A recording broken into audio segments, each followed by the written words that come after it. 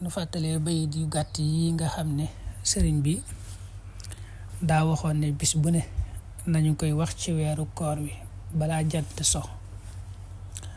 bayit yi moo tàmbalee yaa barru yallahumma rabba ramadan wa rabba kulli maxtafa wa mastabaan ba fam yam juróomi bayit rekk la.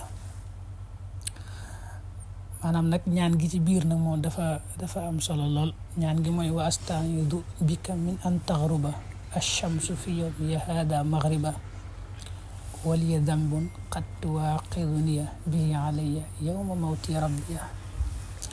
mooy saa borom maa ngi muslu bu jant dee sotay bu mu fekk ma dese benn bàkkaar boo xam ne dag ma ko mën a jàppe ëllëg.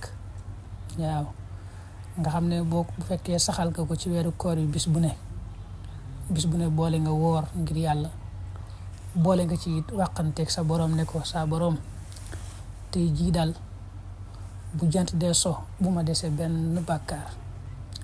bay doo ko mujj it mooy ñaan nga ko mu nangul la koor gi waqbal siyaamiya bi jaahil mu'tama wa salliyan alayhi wa sallima. juróomi bayit yooyu rek la mat naa saxoo lool ci diiru weer bi.